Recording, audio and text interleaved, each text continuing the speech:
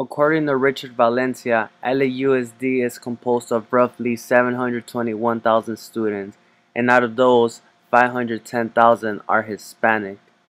It is important to take note of a child's demographics before we put such standardized testing before them.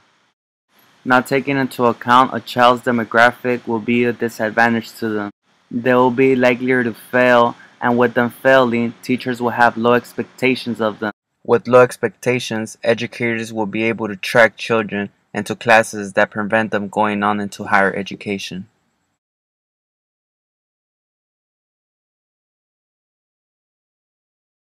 I did go to kindergarten. I spoke Spanish only until I went to school. We weren't allowed to speak English in the home because my mother was afraid that we would lose the Spanish language. So I went to Breed Street Elementary. I went K through third grade, and then I went over to Eastman. Did you ever had any problems dealing with race or racism in elementary?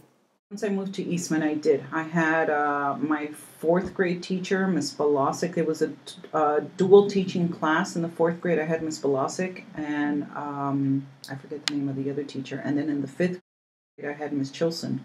And they did frown on us. We weren't allowed to speak Spanish in the classroom.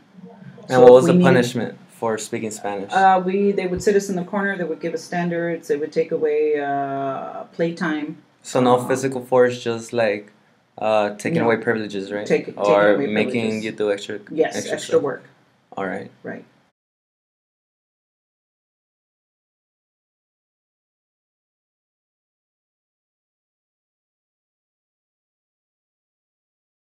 Growing up, East Los Angeles might not be the pleasantest neighborhood, but my mother's decision to stay in East Los Angeles was due primarily because we lived across the street from school. Looking at my academic record through elementary, I excelled, but the literature that was being offered to me enforced an Americanization way, as the most of the required texts had to deal with America and not my culture. Although most of my elementary school teachers mentioned that I was a motivated learner, I did not get into GATE program due to lack of information that was provided to me at the time. I did get referred to GATE testing. So when I got referred to GATE testing, there was this cultural thing. My brother, my older brother actually, he believed that getting me GATE tested and getting me into those special classes would provide more work for me, more work than I could handle. So in response to him trying to look out for me, he recommended to my mom that I should not take those classes, and therefore I did not attend GATE. According to Daniel Solorzano and Armida Ornelas, in LAUSD, Latinos are 66% of the whole population, and in AP courses, they represent only 49%. Using their model of the AP Student Access Indicator, we can clearly see that there is an underrepresentation of Latino students in AP courses, therefore, it prevents them from furthering their knowledge into higher education. The tragedy that happens with standardized testing and these standards is that they don't take into consideration a child's demographics and where they live. They don't take in the socioeconomics. They don't take in the cultural education that those kids are coming to you with, and perhaps a native tongue that they grew up speaking, and now they have to change from that native tongue to perhaps a Germanic language like English, and they started speaking, let's say, a Latin-based language like Spanish. So that whole entire transition, just linguistically, let alone culturally or socioeconomically, is incredibly difficult for any child. Did you ever get introduced into any special programs throughout your K through 12 education that furthered your knowledge in higher education? I was introduced to that was at Garfield, and it was only open to kids who I believe had to test into them, and those kids were brought out from affluent areas into Garfield, and it was mostly Asians and African Americans. There was a few Latinos that were part of it, but it was my understanding that you had to test into them. I had to fight for it because I was not part of the honors program, the AP program, or part of the magnet program, which was exclusive. I took AP English AP Spanish, Spanish language and literature, and AP English literature.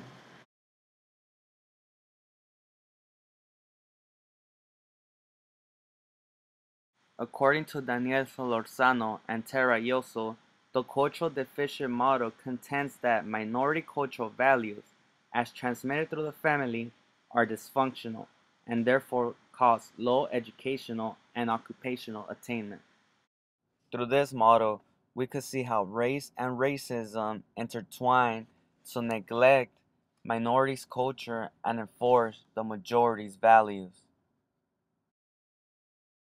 I found a big divide between the newly arrived Mexicans from Mexico and the second, not first, but second, third generation, and so forth, who happen to be a little more assimilated and thus acculturated to the way of living in the States. Those of us that came from Mexico brought with us most often Catholicism And culture, right? and culture. Rather right? than those that were born here, they lost some culture on the way.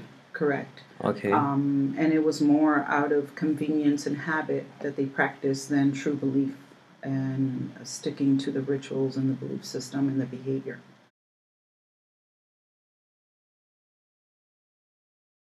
According to Tara Yosso, there are 6 forms of capital that make up community cultural wealth. Yosso defines community cultural wealth as accumulated assets and resources. 6 types of capital that make up community cultural wealth are aspirational capital, familial capital, social capital, navigational capital, resistant capital, and linguistic capital.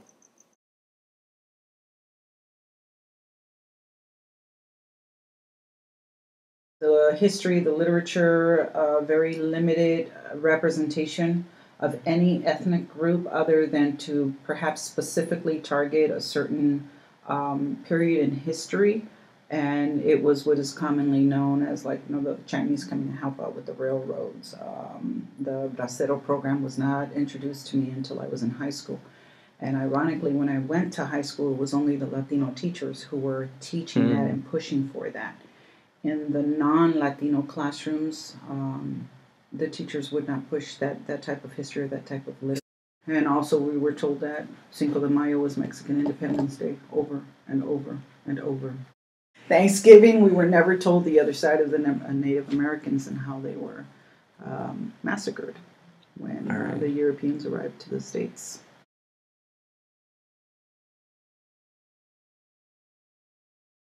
According to Dolores Delgado Bernal and Daniel Solorzano, reactionary behavior consists of having no critique of the inequalities going on during school and no commitment to social justice. In simpler terms, I just didn't give a fuck in middle school. Looking at my cumulative record, I went 1 year straight getting straight F's and prior years getting C's and F's. I remember faculty really not caring about us and them talking us down and trying to keep us busy, giving us handouts. We as students did not like that, therefore we resisted, and whatever it was that they were giving us, crossword puzzles, fill in the last word by solving all the problems. I came to the conclusion that I didn't care about school, and therefore I used to mess around in various ways by throwing paper airplanes during classroom, acting out, and just walking out when we weren't told not to walk out. So I did experience mild reactionary behavior. I grew up in a household where I was expected to marry and be a mother, and that was it. But I saw around me other Latinas and Latinos who were succeeding academically, and I knew I wanted something different than what I saw around me. So that's what pushed me forward. Another thing that pushed me forward was when I realized that I was poor. I didn't know I was poor growing up. I thought everybody only had beans, eggs, tortillas, and rice to eat, and that was it. And every so often, we would get some meat. So I saw a lot of people fall into the cycles of poverty that exist to this day in this community. And I saw others that were able to thrive because of that, because of being poor. I believe overall in my K through 12 education, my community played a minor role in my education. And be that they played a minor role, I take into consideration that is the reason why I failed and I did not proceed right into a university or Cal State. But by influencing community cultural wealth since elementary segment, we offer the children an opportunity to view higher education at a younger lens, and yet therefore they could start making plans and how to achieve higher education throughout the process.